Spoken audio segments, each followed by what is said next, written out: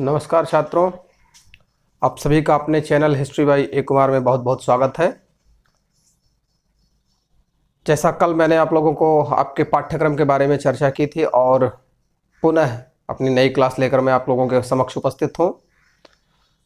तो कल मैंने जो चर्चा की थी उस चर्चा को आगे बढ़ाते हुए मैंने कल प्राचीन भारतीय इतिहास, मध्यकालीन भारतीय इतिहास और आधुनिक भारतीय इतिहास के पूरे पाठ्यक्रम पर चर्चा की थी, जो टीजीटी, पीजीटी, नेट, जेआरएफ और यूपीपीसीएस के लेक्चरर से संबंधित जो भी परीक्षाएं हैं उनके लिए मैंने पूरा पाठ्यक्रम आप लोगों को बताया था। और आज उसी पाठ्यक्रम के अंतर्गत मैं, चूंकि हमें भारत का इतिहास पढ़ना है तो भारतीय इतिहास के विषय में जानकारी करनी है और उसके स्रोतों के विषय में जानकारी करनी है, तथा भारतवर्ष का जो नामकरण है, जो नाम पद्धति है, भारत के एक परिचय से आज की क्लास की शुरुआत करते हैं। तो एक बार पुनः आप लोगों के स्नेह के लिए बहुत बहुत धन्यवाद और इसके साथ ही मैं अपनी क्लास की शुरुआत करता हूं। तो सबसे पहले प्राचीन भारतीय इतिहास के स्रोतों पर हम चर्चा करेंगे, लेकिन इससे पहले चूंकि हमें भारत का इतिहास पढ़ना है तो हम भारत का एक परिचय तथा उसके नामकरण पर आज हम चर्चा करेंगे। और इस चार्ट को आप सभी लोग चाहें तो एक स्नैपशॉट लेकर इसे नोट कर सकते हैं, क्योंकि ये विधिवत एक प्रक्रम के अनुसार बनाया हुआ एक चार्ट है जिसके अनुसार आप सभी परीक्षाओं में कार्य कर सकते हैं इस चार्ट के आधार पर। तो सबसे पहले चलते हैं हम भारत के नामकरण पर।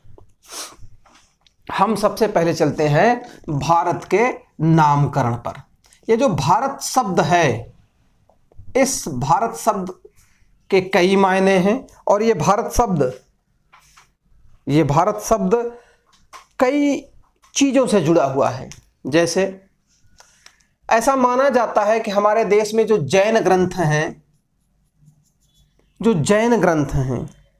जैन ग्रंथों के अनुसार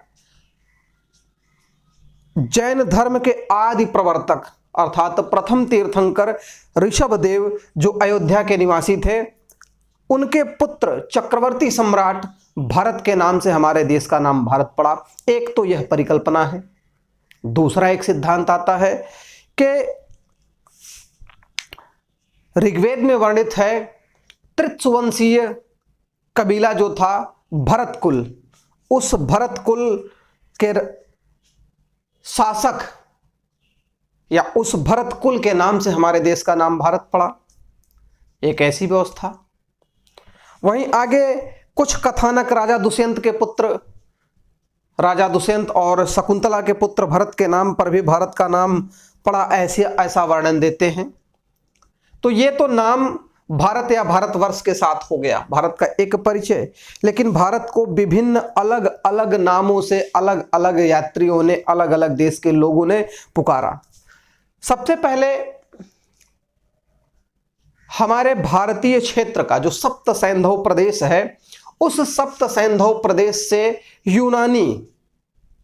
यूनानी जो हैं वो संपर्क में आए और इन लोगों ने हमारे देश को सिंधु नदी के नाम पर, चूंकि सिंधु जो नाम है वह उनकी भाषा में इंदु कहलाता था, इस नाते सिंधु से हिंदू कहना इन लोगों ने शुरू किया। और बाद में 5वीं से 6वीं शताब्दी ईसा पूर्व हेरोडोटस है, उसने हमारे देश के क्षेत्र को इंडिया कहा। तो सर्वप्रथम यूनानियों ने हमारे देश को क्या कहा? इंडिया कहा। इंडिया के बाद एक नाम और भारत का आता है आर्यावर्त। क्या नाम आता है? आर्यावर्त। चूंकि आर्य सबसे पहले हमारे देश में सप्त सैंधव प्रदेश में आकर बसे और उसी सप्त सैंधव प्रदेश को आर्यावर्त कहा गया, क्योंकि यह आर्यों का देश था, आर्यों का क्षेत्र था, इस नाते इसे सप्त सैंधव प्रदेश कहा गया। फिर इसके बाद भारत का एक नाम और मिलता है जिसे हम हिंदुस्तान के नाम से जानते हैं। हिंदुस्तान शब्द का पहली बार उल्लेख ईरानी शासक शाहपुर प्रथम के नक्शे रुस्तम अभिलेख में हुआ है, जो 262 ईस्वी का है। और इस अभिलेख में नक्शे रुस्तम अभिलेख में पहली बार हिंदुस्तान शब्द का प्रयोग हुआ है। और यह हिंदुस्तान क्षेत्र पूरे भारतीय उपमहाद्वीप के लिए नहीं बल्कि जो सप्त सिंधु प्रदेश था उसी के लिए प्रयोग किया गया था। और कुछ दिनों बाद एक और व्यक्ति जिसने एक ग्रंथ लिखा, एक किताब लिखी, किंतु वह अज्ञात रहा, उसने अपना नाम नहीं लिखा। उस ग्रंथ का नाम है हुदूद अल आलम। क्या नाम है? हुदूद अल आलम। और इस हुदूद अल आलम में पूरे भारतीय उपमहाद्वीप को पहली बार हिंदुस्तान के नाम से संबोधित किया गया। तो ये भारत, आर्यावर्त, हिंदुस्तान, इंडिया, ये इतने नामों की चर्चा आप लोगों के सामने हो गई। और इसके बाद पुराणों में और बौद्ध ग्रंथों में इस क्षेत्र को जम्बूद्वीप कहा गया है। क्या कहा गया है? जम्बूद्वीप कहा गया है। इसी के साथ एक नाम और आता है जिसमें चीनियों ने, जो चीनी यात्री थे, चीनी यात्रियों ने अपने अभिलेखों में, अपने स्मृति पत्रों में यिनतू नाम दिया। भारत को क्या नाम दिया? यिनतू नाम दिया भारत को। तो इस तरह से हमने भारत के नाम की कल्पना और भारत के नाम का तमाम जो परिचय था उसे प्राप्त किया। लेकिन यदि आपसे प्रश्न पूछा जाए कि सर्वप्रथम भारतवर्ष शब्द का पहली बार उल्लेख कहां हुआ है, तो आप सभी लोग खारवेल के पास पहुंचे। खारवेल, उड़ीसा। खारवेल के हाथी गुंफा अभिलेख में पहली बार प्राकृत भाषा में भरतवर्ष शब्द का उल्लेख हुआ है, जिसका आशय भारतवर्ष से लगाया गया। प्राकृत भाषा का शब्द है भरतवर्ष, जो खारवेल, कलिंग नरेश खारवेल के हाथी गुंफा अभिलेख से प्राप्त होता है। तो इस तरह से यह भारत हो गया। और भारत को फिर आगे कुछ विद्वानों ने हमारे क्षेत्र का जो नाम दिया, जैसे अमीर खुसरो, जिन्हें तुतीय हिंद कहा जाता है, भारत का तोता कहा जाता है, अमीर खुसरो ने इस देश को हिंद कहा। क्या कहा? हिंद कहा इस देश को। ईसामी ने हिंदुस्तान कहा इस देश को। और अमीर खुसरो ने अपने ग्रंथ, एक उनकी पुस्तक है नूह सिपेहर, इस पुस्तक में भारत के बड़ाई में इन्होंने, फिरदौसी ने जो अपने ग्रंथ शाहनामा में लिखा था कि गर फिरदौसे बर्रुए जमी अस्त अमी अस्त अमी अस्त अमी अस्त, इसी उक्ति को अमीर खुसरो ने अपने इस ग्रंथ में भारत के बड़ाई में लिखा है, गर फिरदौसे बर्रुए जमी अस्त अमी अस्त अमी अस्त अमी अस्त। इसका अर्थ है कि यदि पृथ्वी पर कहीं स्वर्ग है तो यही है, यही है और यही है। तो इस तरह से हमने भारत का नामकरण और भारत का परिचय थोड़ा सा प्राप्त किया। और आप विष्णु पुराण में जाएंगे तो विष्णु पुराण में भी आपको मिलेगा उत्तरम यत् समुद्रस्य, यह श्लोक आप लोगों को मिलता है जिसमें बताया गया है कि उत्तर में हिमालय और दक्षिण में सागर, ये भारत के क्षेत्र को चारों तरफ से घेरे हुए हैं और भारत एक स्वर्ण भूमि की तरह उपस्थित है। कालिदास ने परिकल्पना की कि हिमालय इस तरह से उत्तर में खड़ा है जैसे पृथ्वी को नापने वाला डंडा हो। ये तमाम बातें हिंदुस्तान, भारतवर्ष, आर्यावर्त, जम्बूद्वीप, इनके बारे में हम लोग जाने। अब हम आज चलते हैं आगे अपने प्राचीन भारतीय इतिहास के स्रोतों पर। और आप लोगों से एक और निवेदन कि आप लोग मेरे इस चैनल को सब्सक्राइब करें, लाइक करें, शेयर करें, ताकि आप लोगों का स्नेह हमें लगातार मिलता रहे। और आप सभी लोग अपने कमेंट बॉक्स में जरूर लिखें, जिससे हमें आपके सुझावों से हम दिन प्रतिदिन सुधार करने के लिए प्रोत्साहित होते रहें। तो आज हम चलते हैं प्राचीन भारतीय इतिहास के स्रोतों पर चर्चा करते हैं। देखिए, किसी भी विषय के अध्ययन के लिए हमें उसके पूर्व काल में जाना होता है, हमें उसके इतिहास को जानना होता है। अब ये बात, हम इतिहास शब्द को जानना चाहेंगे कि इतिहास शब्द कहां से आया। देखिए, इतिहास शब्द का पहली बार प्रयोग जो है वह अथर्ववेद में हुआ है। और भारत के एक महान दृष्टा हम उन्हें कह सकते हैं, एक महान राजनीतिज्ञ कह सकते हैं। आचार्य चाणक्य ने कहा था कि राजा को प्रतिदिन कुछ न कुछ समय इतिहास श्रवण में लगाना चाहिए। और क्यों लगाना चाहिए? क्योंकि इतिहास हमें अपने पूर्व में की गई गलतियों और अच्छाइयों की जानकारी देता है। इतिहास ठीक वही विषय वस्तु है जैसे हम किसी लक्ष्य को भेदते हैं, हमारे पास धनुष बाण है तो जिस तरह से हम प्रत्यंचा को पीछे खींचते हैं, यह पीछे का खींचना यह हमारे इतिहास से परिचय कराने जैसा है। और जब हम अपने इतिहास को जानते हैं तो हम अपने इतिहास में की गई गलतियों और की गई अच्छाइयों दोनों का अध्ययन कर पाते हैं, जिससे भविष्य में कोई गलती ना हो। हम इसके लिए इतिहास से प्रेरणा लेते हैं। और ये इतिहास, यह जो इतिहास है, इसे पंचम वेद भी कहा जाता है। क्या कहा जाता है इसे? इसे पंचम वेद भी कहा जाता है। ठीक, तो इसके अध्ययन के लिए, किसी भी विषय के अध्ययन के लिए उसके प्रमाणों को आधार बनाकर अध्ययन किया जाता है। क्या किया जाता है? प्रमाणों का आधार बनाकर अध्ययन किया जाता है। और इसी अध्ययन में हम आज आगे बढ़ेंगे और थोड़ा सा और जानकारी हम लोग लेने का प्रयास करेंगे। देखिए, कल मैंने भारतीय इतिहास का तीनों परिचय बताया था, प्राचीन, मध्य, आधुनिक। इस चीज का ये नामकरण किसने किया था? जेम्स मिल ने किया था। उपयोगितावादी विद्वान जेम्स मिल, जो एशियाटिक सोसाइटी ऑफ बंगाल से जुड़े हुए थे, जिन्होंने 1817 में अपनी एक पुस्तक, जिसे हम कहेंगे हिस्ट्री ऑफ ब्रिटिश इंडिया, इस पुस्तक में उन्होंने भारतीय इतिहास का विभाजन किया। इनकी पुस्तक 1817 में प्रकाशित हुई थी। तो चलते हैं, हम प्राचीन भारतीय इतिहास के स्रोतों पर जानकारी लेते हैं। देखिए, सबसे पहले प्राचीन भारतीय इतिहास जानने के दो स्रोत हैं। कौन कौन से स्रोत हैं? दो स्रोत हैं।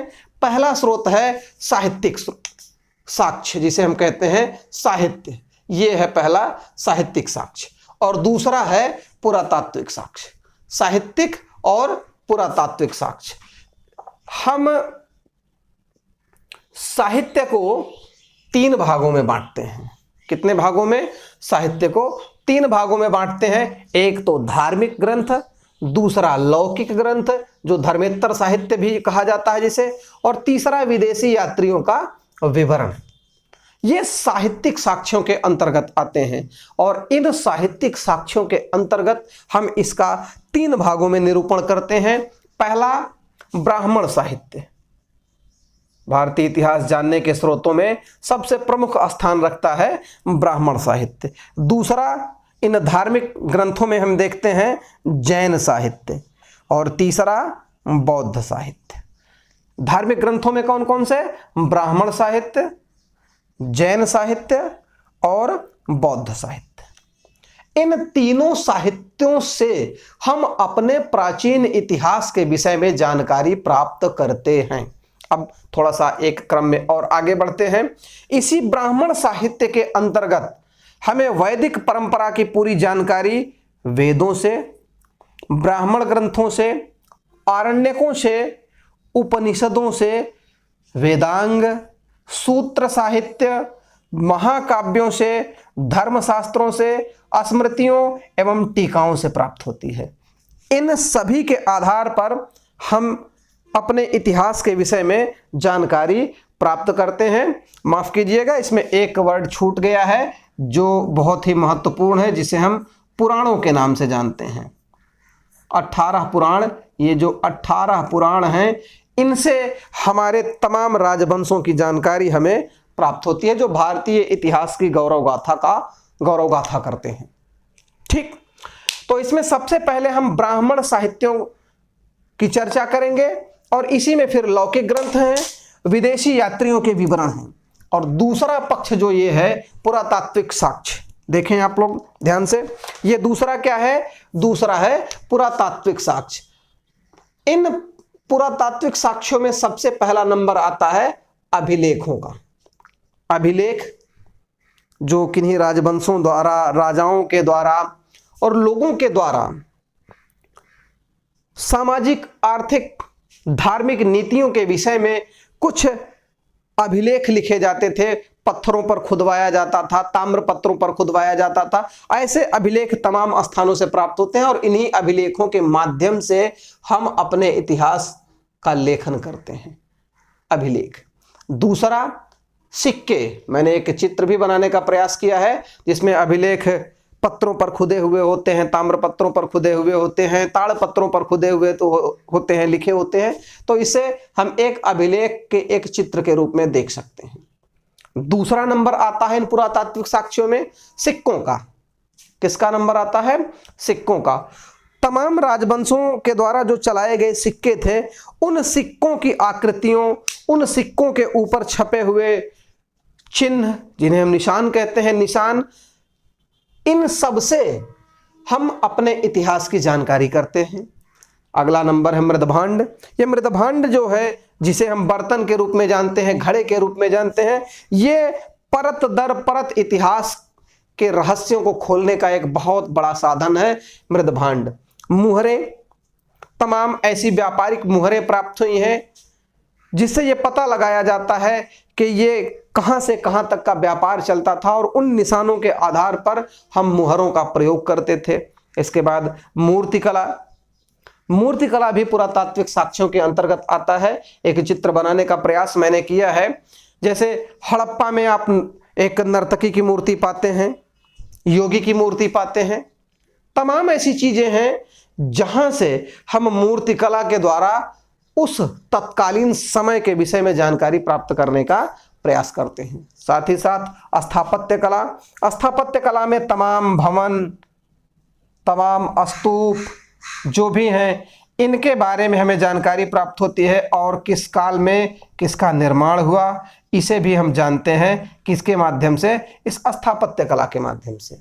ठीक, तो अब आगे हम चर्चा करते हैं अपने साहित्यिक साक्ष्यों में। सबसे पहले ब्राह्मण साहित्यों में। ब्राह्मण साहित्यों में वेद। किसकी चर्चा करते हैं? वेद। यहां पर मैं बहुत डीप इन चीजों को बताने का प्रयास नहीं करूंगा, क्योंकि जैसे ही हम अपने अगले क्रम में बढ़ेंगे तो इन ब्राह्मण साहित्यों को, जैन साहित्यों को, बौद्ध साहित्यों को हम उन धार्मिक आंदोलनों में, वैदिक साहित्य, वैदिक धर्म के समय और इसके बाद जो जैन साहित्य है, बौद्ध साहित्य है, जब इन धार्मिक आंदोलनों को पढ़ेंगे तो इसके विषय में विधिवत निरूपण करेंगे और विधिवत अध्ययन करेंगे। यहां पर इनके विषय में हम सिर्फ जानकारी देने का आपको प्रयास करेंगे। तो देखते हैं सबसे पहले ब्राह्मण साहित्य में कौन से आते हैं? वेद। क्या आते हैं? वेद। वेद के विषय में थोड़ी सी जानकारी। वेद वैदिक साहित्य हैं और वैदिक काल की पूरी जानकारी हमें कहां से मिलती है? वेदों से मिलती है। वेद, वेद संस्कृत भाषा के विद धातु से बना है। किससे बना है? विद धातु से बना होता है, जिसका अर्थ होता है जानना। क्या होता है? जानना। विद धातु से बना है जिसका अर्थ होता है जानना।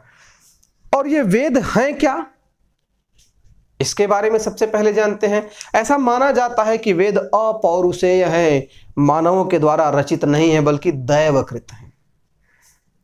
ठीक है, ये दैवकृत हैं। जिस तरह से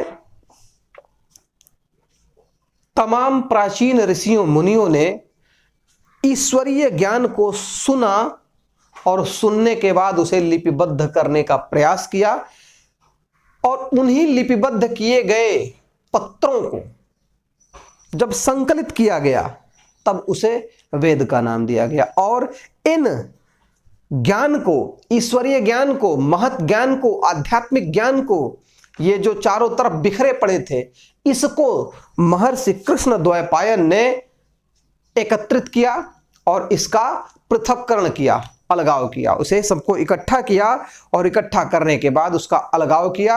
अलगाव करने के कारण ही उनका नाम वेद व्यास पड़ गया। महर्षि कृष्ण द्वैपायन का नाम क्या पड़ गया? वेद व्यास। वेद का मतलब वेद, व्यास का मतलब अलगाव करने वाले, तो उनका नाम क्या पड़ गया? वेद व्यास पड़ गया। और इन वेदों की संख्या के बारे में चर्चा करेंगे। वेदों की संख्या कितनी है? 4 है। ऋग्वेद, यजुर्वेद, सामवेद और अथर्ववेद। ये जो ऋग्वेद है, ऋक, ऋक का अर्थ होता है ऋचा। क्या होता है? ऋचा।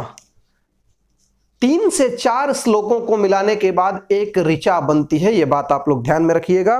3 से 4 श्लोकों को मिलाने के बाद एक ऋचा बनती है। तो सबसे पहला कौन सा वेद है? ऋग्वेद। ऋग्वेद में 1028 सूक्त हैं, 10,556 मंत्रों का संग्रह है, 10,600 भी लिख दिया जाता है। ऋग्वेद 2 मंडलों में विभाजित है, एक तो मंडल क्रम है और एक अष्टक क्रम है, जिसे हमें बहुत जानने की जरूरत नहीं है अष्टक क्रम की, लेकिन मंडल क्रम में हम इसकी जानकारी करेंगे। ऋग्वेद से हमें वैदिक सभ्यता की सामाजिक, आर्थिक, सांस्कृतिक सभी तरह की जानकारी हमको किनसे मिलती है? ऋग्वेद से मिलती है। ऋग्वेद के बाद अगला आता है यजुर्वेद। यजुर्वेद यजुस मतलब यज्ञ से को संपादित करने की संपूर्ण परंपरा का विधान है। किसमें? यजुर्वेद में। तो ऋग्वेद और यजुर्वेद, ये जो यजुर्वेद है इसे यज्ञों से संबंधित महत्वपूर्ण भाग माना जाता है। किसे? यजुर्वेद को। इसके बाद सामवेद आता है। सामवेद संगीत से संबंधित है और देवताओं की स्तुति के लिए गायन परंपरा के आधार पर बनाया गया है। इसी नाते सामवेद को भारतीय संगीत का जनक भी कहा जाता है। क्या कहा जाता है? भारतीय संगीत का जनक कहा जाता है। अगला वेद आता है कौन सा? अथर्ववेद। ये जो अथर्ववेद है इसे अथर्वा और अंगिरस ऋषियों ने मिलकर बनाया, इसी नाते इसका नाम अथर्वांगिरस वेद भी है। यह पृथ्वी से संबंधित है, इस नाते इसे महिवेद भी कहा जाता है और सबसे विशाल वेद भी कहा जाता है और इसमें तमाम विषयों की जानकारी दी गई है। इसी नाते जो है यह वेद बहुत ही महत्वपूर्ण है। इसमें तंत्र, मंत्र, चिकित्सा सभी की बातें की गई है, इस नाते इसे तंत्र मंत्र का वेद भी कहा जाता है। तो ये वेदों की व्यवस्था हो गई। वेदों का अध्ययन हम भविष्य में जैसे ही वैदिक साहित्य पढ़ेंगे तो उस वैदिक साहित्य में पूर्ण रूप से वेदों का हम अध्ययन करेंगे। अगला क्रम आता है ब्राह्मण साहित्य का। ध्यान दीजिएगा आप लोग, अगला क्रम किसका आता है? ब्राह्मण साहित्य का। देखिए यज्ञ, ये जो वेद थे मूल रूप से संस्कृत भाषा में थे। चूंकि ये कठिन शब्दों को से बनाए गए थे, इसमें कठिन शब्दों का प्रयोग था, तो वेदों को और सरल रूप से भली भांति समझने के लिए तमाम ऋषियों ने ब्राह्मण ग्रंथ बनाए, लिखे। वेदों को सरलतम रूप में समझाने के लिए ब्राह्मण ग्रंथों को इन्होंने बनाने का प्रयास किया। ठीक। और ब्राह्मण ग्रंथों के बाद एक अगला, ये जो ब्राह्मण ग्रंथ हैं यह ब्रह्म से संबंधित, आत्मा से संबंधित, ईश्वर से संबंधित हैं। तो ये वेदों को सरल रूप से समझने के लिए ब्राह्मण ग्रंथों की रचना की गई। इसके बाद अगला नाम आता है आरण्यक। जैसा कि आप देख रहे हैं आरण्यक जंगलों में, क्योंकि इसका अध्ययन, वाचन, लेखन जंगलों में किया गया, इसी नाते इसका नाम क्या हो गया? आरण्यक। क्या नाम हो गया? आरण्यक। ये जो आरण्यक हैं ये भारतीय चिंतनशील आत्मावादी परंपरा की शुरुआत करते हैं। ये जो आरण्यक हैं, इन आरण्यकों से चिंतन की परंपरा का शुरुआत होता है। इसके बाद इससे हमें तत्कालीन ऋषि मुनियों के द्वारा किए गए कार्यों और सामाजिक परंपरा का हमें ज्ञान प्राप्त होता है। फिर अगला नंबर आता है उपनिषद का। उपनिषद भी इन्हीं के भाग हैं और उपनिषदों से ब्रह्मक्षत्र परंपरा की शुरुआत हुई। ऐसा माना जाता है कि इसके पहले कर्मकांड और तमाम ऐसी गतिविधियां होने लगी जिससे मानव समुदाय कष्ट में जाने लगा, पशु कष्ट में जाने लगे। फिर कुछ क्षत्रिय राजाओं ने उपनिषदों की रचना की। किसकी रचना की? उपनिषदों की। इसका अर्थ होता है, उप का मतलब होता है निकट, उपनिषद का आशय होता है गुरु के समीप बैठना, गुरु के समीप बैठकर ज्ञान प्राप्त करना और उसको लिपिबद्ध करना। उसी ज्ञान से तमाम तरीके की व्यवस्था का खंडन किया गया। जैसे ये जो उपनिषद हैं, उपनिषद भारतीय चिंतन, भारतीय दर्शन की पराकाष्ठा है, भारतीय दर्शन की पराकाष्ठा है। और इसमें जीव हत्या और यज्ञों के विषय में विरोध किया गया है। भविष्य में जैसे ही हम ब्राह्मण साहित्य में पढ़ेंगे, वैदिक साहित्य में पढ़ेंगे, तब इसका विधिवत अध्ययन करेंगे। और इस उपनिषदों में, ये जो उपनिषद हैं, इनकी कुल संख्या मुक्तिकोपनिषद में 108 बताई गई है, मुक्तिकोपनिषद में 108 बताई गई है। लेकिन शंकराचार्य ने मात्र 10 उपनिषदों पर अपना भाष्य लिखा और इसे ही सबसे प्रमाणित माना जाता है। 10 उपनिषदों को बहुत ही प्रमाणित माना जाता है। चलिए, इसे प्रमाणित माना जाता है। लेकिन ये जो उपनिषद हैं, उपनिषद काल में तमाम ऐसे क्षत्रिय राजा जिन्होंने उपनिषदों की रचना की और इस ब्राह्मण परंपरा का खंडन किया। ऐसा माना जाता है कि उपनिषद बहुत ही बड़े आदर्श हैं। क्या है? आदर्श हैं। यहां तक की बात, एक चीज ध्यान में रखिएगा, यहां तक ये जो वेद हैं, वेद, ब्राह्मण, आरण्यक, उपनिषद, इसे हम मूल रूप से वैदिक साहित्य कहते हैं। ध्यान दीजिएगा आप लोग, इसे हम क्या कहते हैं? इसे वैदिक साहित्य कहते हैं। और इसी नाते उपनिषदों को वेदांत भी कहा जाता है। क्या कहा जाता है? वेदांत भी कहा जाता है। ठीक। इसके बाद एक नाम आ रहा है वेदांग। ध्यान दीजिएगा, वेदांत और वेदांग दोनों अलग अलग चीजें हैं। उपनिषद को वेदांत कहा जाता है क्योंकि वैदिक साहित्य की समाप्ति वहां से मानी जाती है, उपनिषद से। इसके बाद वेदांग की शुरुआत होती है। वेदांग, वेदांग दूसरी से तीसरी शताब्दी ईसा पूर्व के आसपास इन वेदांगों को मनुष्य के रूप में सबसे पहले पाणिनि ने प्रतिपादित किया। मनुष्य रूप में पहली बार महर्षि पाणिनि ने, जिन्होंने अष्टाध्यायी की रचना की, उसी में मनुष्य रूप में परिकल्पित किया, जिसमें व्याकरण, ज्योतिष, निरुक्त, छंद है ना, कल्प, इन सभी को, इन 6 अंगों को इन्होंने मनुष्य के रूप में परिकल्पित किया। और यहीं से इन वैदिक सभ्यता के जो धर्मशास्त्र, धर्म ग्रंथ थे, इन धर्म ग्रंथों को और भी आसानी से समझने में सहायता मिली इन वेदांगों से। फिर इसके बाद ये सूत्र साहित्य है। जैसे हम किसी भी प्रश्न का जवाब देने के लिए, अगर वह बहुत ही लंबा है, वह उत्तर लंबा है, तो हम उसे शॉर्ट फॉर्म में, छोटे रूप में निरूपित करते हैं, उसे सूत्र कहा जाता है। तो सूत्र साहित्य का सबसे बड़ा उदाहरण महर्षि पाणिनि का अष्टाध्यायी है। और इसी अष्टाध्यायी से सूत्र साहित्य की शुरुआत होती है। तमाम जटिल जानकारियों को छोटे छोटे सूत्रों में निरूपित करना ही सूत्र साहित्य का कार्य था। और यह सूत्र साहित्य के द्वारा हम अपने तत्कालीन सामाजिक, आर्थिक, राजनीतिक व्यवस्था के बारे में जानकारी प्राप्त कर पाते हैं। इसके बाद नंबर आता है पुराणों का।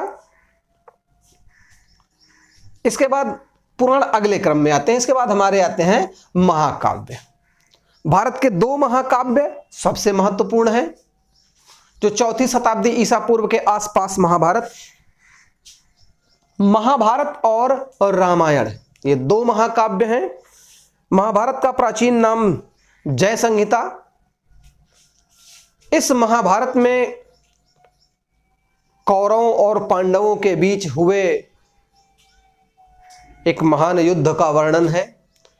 इसमें 18 पर्व हैं। पर्व का मतलब अध्याय। इसका भीष्म पर्व सबसे बड़ा है और इसी भीष्म पर्व में वासुदेव कृष्ण के द्वारा दिया गया गीता का ज्ञान निरूपित है। गीता का ज्ञान इसी में दिया गया है, इन महाकाव्यों में। और इसी महाभारत में तत्कालीन जो छोटे छोटे राज्य थे, जो महाजनपद काल से संबंध रखते थे, ऐसे तमाम राज्यों की जानकारी दी गई है। और इसी महाभारत को एक साथ अर्थशास्त्र, धर्मशास्त्र, राजनीति शास्त्र, काम शास्त्र सभी का मिश्रण कहा गया है। किसे? महाभारत को। इसके बाद अगला क्रम आता है रामायण का। हाँ, महाभारत की रचना वेद व्यास ने की थी और ऐसा माना जाता है कि इसके लिपिक लिखने वाले गणेश जी थे। एक मान्यता है कि वेद व्यास ने कहा था कि मैं मौखिक रूप से इसका वाचन करूंगा, लेखन करने वाला ऐसा होना चाहिए जिसका हाथ रुकना नहीं चाहिए, यदि रुक गया तो मैं मौखिक रूप से बोल नहीं पाऊंगा। तो इस परंपरा को मानते हुए ऐसा माना जाता है कि गणेश जी की लेखनी के द्वारा यह लिखा गया था महाभारत। ठीक, चलते हैं आगे रामायण पर। ऐसा माना जाता है कि रामायण हमारा आदि ग्रंथ है और वाल्मीकि रामायण के रचयिता हमारे आदि कवि हैं। और इस रामायण में अयोध्या के राजा राम और लंका के राजा रावण के बीच जो युद्ध हुआ, उस युद्ध का पूरा वर्णन ये 7 कांडों में विभाजित है। यहां पर इस रामायण में पूरे अयोध्या से लेकर लंका तक का वर्णन दिया हुआ है।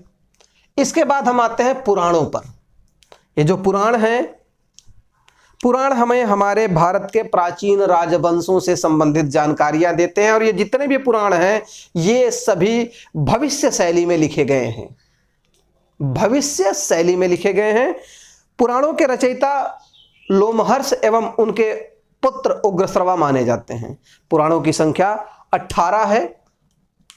आपने सुभाषितानि नामक पाठ में अपने पहले की कक्षाओं में पढ़ा होगा। अष्टादश पुराणेषु व्यासस्य वचनद्वयम् परोपकाराय च पुण्याय पापाय च परपीडनम्। तो वहां भी बताया गया है कि पुराणों की संख्या कितनी है? 18 है। और पुराणों पर सबसे पहले ध्यान आकर्षण किसने करवाया था? पारजिटर ने करवाया था। पारजिटर ने सबसे पहले ध्यान आकर्षण करवाया कि ये जो पुराण हैं ये हमारे इतिहास के अध्ययन में बहुत ही उपयोगी हैं। ठीक, फिर इसके बाद धर्मशास्त्रों का समय आता है। मनु स्मृति और याज्ञवल्क स्मृति, इन दोनों को मिलाकर धर्मशास्त्र कहा जाता है, क्योंकि ये न्याय से संबंधित थे। पहली शताब्दी ईसा पूर्व से पहली ईसवी के बीच इनकी रचना हुई। धर्मशास्त्रों में मनु स्मृति और याज्ञवल्क स्मृति, इन दोनों को मिलाकर क्या कहा जाता है? धर्मशास्त्र कहा जाता है, क्योंकि ये न्याय विषयक थे और इनके ऊपर, इन स्मृतियों पर तमाम लोगों ने टीकाएं लिखी। जैसे मनु स्मृति पर भारूच, गोविंदराज, कुल्लुक भट्ट और मेघातिथि ने अपनी टीकाएं लिखी। इन सब से हमें हमारे साहित्य का ज्ञान होता है और हमारे इतिहास का परिचय मिलता है। याज्ञवल्क स्मृति पर विज्ञानेश्वर, विश्वरूप और अपरार्क ने 12वीं शताब्दी के आसपास टीकाएं लिखी, जिनसे हमें तत्कालीन व्यवस्था और तत्कालीन समाज के बारे में जानकारी मिलती है।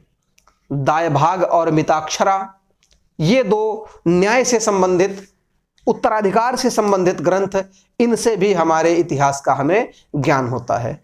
तो इस तरह से वेद, ब्राह्मण, आरण्यक, उपनिषद, वेदांग, सूत्र साहित्य, महाकाव्य, पुराण, धर्मशास्त्र और धर्मशास्त्र में स्मृतियां तथा टीकाएं, ये हमें जो ब्राह्मण साहित्य के अंतर्गत आते हैं, इनके द्वारा हमें हमारे इतिहास का ज्ञान होता है। आगे चलते हैं जैन साहित्यों में। तो जैन धर्म के साहित्यों में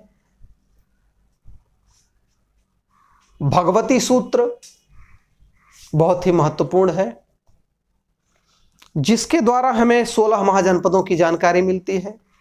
और इन जैन ग्रंथों में हमें आदिनाथ ऋषभदेव जो अयोध्या के निवासी थे, इनके 2 पुत्र और एक पुत्री की जानकारी मिलती है, जिसमें इनके बड़े पुत्र भरत के नाम से हमारे देश का नाम भारत पड़ा। इनके दूसरे पुत्र गोमतेश्वर उर्फ बाहुबली, जिनका श्रवण बेलगोला में एक बहुत ही ऊंची प्रतिमा लगी है, जिनका चामुंडराय ने जिसका निर्माण करवाया था। यहां पर प्रति 12 वर्ष पर महामस्तकाभिषेक होता है। इस जैन धर्म के लिए वह मूर्ति बहुत ही प्रसिद्ध है, जो आदिनाथ के दूसरे पुत्र थे, मतलब ऋषभदेव के दूसरे पुत्र थे गोमतेश्वर बाहुबली। इनकी एक पुत्री थी ब्राह्मी। जैन ग्रंथ बताते हैं कि ब्राह्मी के नाम से ही हमारे देश की जो लिपि है, प्राचीन लिपि ब्राह्मी लिपि का आविष्कार इन्हीं के द्वारा किया गया था। तो यहां तक ये जैन साहित्य। और इसके बाद हम आते हैं बौद्ध साहित्यों में। तो पिटकों का नाम आपने सुना ही है, सुत्त पिटक, विनय पिटक, अभिधम्म पिटक, जातक कथाएं, तमाम पुस्तकें और तमाम साहित्य बौद्ध साहित्य के हैं, जिनसे हमें 6वीं शताब्दी ईसा पूर्व से इतिहास का विधिवत अध्ययन, लिखित अध्ययन प्राप्त होने लगता है। इसके पहले के भी सब लिखित हैं, किंतु यह पौराणिक माने जाते हैं। लेकिन यहाँ से ऐतिहासिक बौद्ध ग्रंथों से हमारे भारतीय इतिहास की ऐतिहासिकता बिल्कुल तिथिवार मिलनी शुरू हो जाती है। तो ये यहाँ तक हो गए बौद्ध साहित्य। इसके बाद हम लौकिक ग्रंथों में देखते हैं तमाम लौकिक ग्रंथ, जिसे हम धर्मेत्तर साहित्य कहते हैं, जिसमें कौटिल्य का अर्थशास्त्र, अष्टाध्यायी, मुद्रा राक्षस, विशाख दत्त की मुद्रा राक्षस, कालिदास की रचनाएं, तमाम राइटरों की जो रचनाएं हैं, ये इन लौकिक साहित्य ग्रंथों में आते हैं, जो हमें हमारे इतिहास से परिचित कराते हैं। तत्कालीन राजवंश और राजाओं से संबंधित कार्यक्रम और उन राजाओं के द्वारा किए गए कार्यों को इन सभी लोगों ने लिपिबद्ध किया। तो ये लौकिक ग्रंथों के अंतर्गत आते हैं। फिर इसके बाद अगला क्रम आता है विदेशी यात्रियों का विवरण। ये एक महत्वपूर्ण भाग है, क्योंकि भारतीय इतिहास सिकंदर के आक्रमण के विषय में बिल्कुल मौन है। हमें चंद्रगुप्त के भी इतिहास के लिए यूनानी इतिहासों पर आश्रित होना पड़ता है। और इस क्रम में यूनानी यात्रियों में सबसे पहले यूनानी यात्री जो भारत में आए, इन पर हम सिकंदर से पहले के आए हुए यात्रियों के विषय में, जो इसके पहले यात्री आए थे सिकंदर से पहले के, फिर सिकंदर के साथ आने वाले और सिकंदर के बाद आने वाले, ऐसे कुछ यात्री, इन लोगों की चर्चा जैसे ही हम आगे बढ़ेंगे, जैसे हम सिकंदर के आक्रमणों की चर्चा करेंगे, उस समय हम इसका पूरा का पूरा अध्ययन करेंगे। ठीक, तो इसमें हम यूनानी यात्रियों को देखेंगे। यूनानी यात्रियों में हेरोडेटस, स्काइलैक्स, एरियन, जस्टिन, प्लूटार्क, इन सब का हम अध्ययन करेंगे। फिर आगे चीनी यात्री हैं। चीनी यात्रियों में फाहियान, ह्वेनसांग, इत्सिंग, मात्वालिन, इन सभी लोगों का क्रमवार, क्योंकि जैसे ही हम पहुंचेंगे चीनी यात्रियों के समय, गुप्त काल में पहुंचेंगे, चंद्रगुप्त विक्रमादित्य द्वितीय के समय में चीनी यात्री कौन आया? फाहियान आया, जिसने फो क्यों की रचना की। इसके बाद हर्ष के समय में ह्वेनसांग आया। ह्वेनसांग एक बौद्ध दार्शनिक था, जिसे यात्रियों का राजकुमार भी कहा जाता है, नीति का पंडित कहा जाता है। और एक चीज ये है कि जितने भी चीनी यात्री भारत में आए, ये सभी के सभी बौद्धिस्ट थे और बौद्ध परंपरा को जानने के लिए ही ये भारत आए थे। तो चीनी यात्री हो गए। इसके बाद मुस्लिम यात्री आते हैं। मुस्लिम यात्री जिसमें अल मसूदी, मुस्लिम राइटरों में इब्न खुरदादा, अल मसूदी, ये सभी लोग 9वीं शताब्दी के पहले या 9वीं शताब्दी के आसपास जब भारत में आते हैं तो इन लोगों के यात्रा वृतांत भी हमें हमारे भारतीय इतिहास का पूर्ण रूप से परिचय कराते हैं। तो इस तरह से ये एक ग्लिम्स आप लोगों के सामने दिया गया भारत का परिचय, नामकरण और साहित्यिक साक्ष्य, और इसके बाद पुरातात्विक साक्ष्यों में तमाम अभिलेख हैं। इन अभिलेखों में सबसे प्राचीन अभिलेख आता है बोगजकोई अभिलेख, जो 1400 ईसा पूर्व के आसपास का है, जिसमें वैदिक देवताओं का नाम पहली बार मिलता है। हित्ती के राजा सुब्बिलुलियुम और मितान्वी के राजा मत्तिवाजा के बीच हुए युद्ध के संधि के साक्षी के रूप में बोगजकोई अभिलेख लिखा गया था, और इस बोगजकोई अभिलेख को एशिया माइनर से प्राप्त किया गया, मध्य एशिया से प्राप्त किया गया, जिसमें वैदिक देवताओं का पहली बार साक्ष्य इंद्र, मित्र, वरुण और नासत्य का साक्ष्य मिलता है। फिर उसी के साथ एक अभिलेख वहीं पर और भी मिलता है जिसका नाम कस्सी अभिलेख है। यह उससे भी पुराना माना जाता है, 1600 ईसा पूर्व का है, जिसमें यह बात लिखी गई है कि ईरानी आर्यों की एक शाखा ने भारत में प्रवेश किया, ऐसा वहां से मिलता है। इसके बाद हम सिक्कों की चर्चा करते हैं। हमारे देश के जो प्राचीन सिक्के थे वो पंचमार्क सिक्के थे, आहत सिक्के थे। बाद में धीरे धीरे सिक्कों का रूप आगे बढ़ता गया और गुप्त काल में आते आते बाकायदे सिक्के का विभाग बन गया, और फिर भारत में कुषाण काल, जो कनिष्क का शासनकाल था, कनिष्क के पहले उसके जो पूर्वज थे कुजुल कड़फिसेस, बिम कड़फिसेस, फिर कनिष्क, इन सभी लोगों ने सिक्कों में निरंतर सुधार करने का प्रयास किया, और ये सिक्के सभी काल के, चाहे वो गुप्त काल के हों, चाहे वो मौर्य काल के हों, इन सभी सिक्कों से हमारे इतिहास की जानकारी मिल जाती है। मृदभांडों के बारे में मैंने बताया आपको कि यह रहस्यों को खोलता है, परत दर परत रहस्यों को खोलता चला जाता है। तो ये मृदभांड मुहरे हमारी व्यापारिक गतिविधियों की जानकारी देते हैं, कहां कहां से हमारा व्यापार चल रहा था। ये सारी चीजें हमें हमारे इन पुरातात्विक साक्ष्यों के आधार पर मिल जाती हैं। तो आशा करता हूं कि आप लोगों को ये जानकारी पसंद आएगी, और जैसे जैसे हम अलग अलग रूप में एक अलग अलग चैप्टर के साथ बढ़ेंगे, एक एक पॉइंट की जानकारी हम वहीं पर आप सभी लोगों को देने का प्रयास करेंगे, ताकि आप सभी लोग ठीक ढंग से इसका अध्ययन कर सकें। और दूसरी बात, आप सभी लोग जब भी पढ़ें, जब भी वीडियो देखें, तो पेन कॉपी लेकर देखें, और जो महत्वपूर्ण बिंदु बोले जा रहे हैं, बताए जा रहे हैं, उन्हें नोट करने का प्रयास करें। और मुझे पूरा विश्वास है कि ये क्लासेस आप सभी लोगों की परीक्षाओं में मील का पत्थर साबित होंगी, और चुन चुन कर जानकारी लाने का प्रयास करूंगा, अधिकतम जानकारी आप लोगों को देने का प्रयास करूंगा, जिससे आप लोगों का कहीं कोई भी प्रश्न छूटे ना। और कल की क्लास से मैं जो चैप्टर पढ़ाऊंगा, उस चैप्टर के 10 महत्वपूर्ण प्रश्न जो परीक्षाओं में पूछे गए हैं या जिनकी संभावना है, उसे लास्ट में मैं लिखकर उसे बताऊंगा आप लोगों को, डेली 10 प्रश्न। तो कल का हमारा जो टॉपिक है, वो हमारा टॉपिक होगा प्राचीन भारतीय इतिहास में जो पाषाण काल है, उस पाषाण काल की हम कल चर्चा करेंगे। तब तक आप सभी लोग अध्ययन करते रहें, और इस कोविड काल में कोरोना संक्रमण के बीच अपने परिवार की और अपनी सुरक्षा का दायित्व आप सभी लोग स्वयं लें। घर से बाहर ना निकलें। अगर किसी जरूरी कार्य से निकलते हैं तो मास्क, ग्लव्स, सैनिटाइजर ये आपके पास होना चाहिए। और जैसे ही आप लोग बाहर से घर पहुंचते हैं, तो जो भी कपड़े, जो भी वस्त्र आप पहने हैं, उनको घर के बाहर ही आप नहा धो के उन कपड़ों को डिटर्जेंट में डाल के इसके बाद ही अपने घर में प्रवेश करें, क्योंकि ये वायरस जो है ये बहुत ही खतरनाक है, और इस समय इसकी स्थिति और भी खराब हो गई है। तो आशा करता हूं कि आप लोगों को ये जानकारी बहुत पसंद आई होगी। तब तक आप सभी लोग अध्ययन कीजिए, मस्त रहिए, व्यस्त रहिए, स्वस्थ रहिए, अध्ययन में रत रहिए। मिलते हैं कल अगली क्लास में, तब तक के लिए जय हिंद।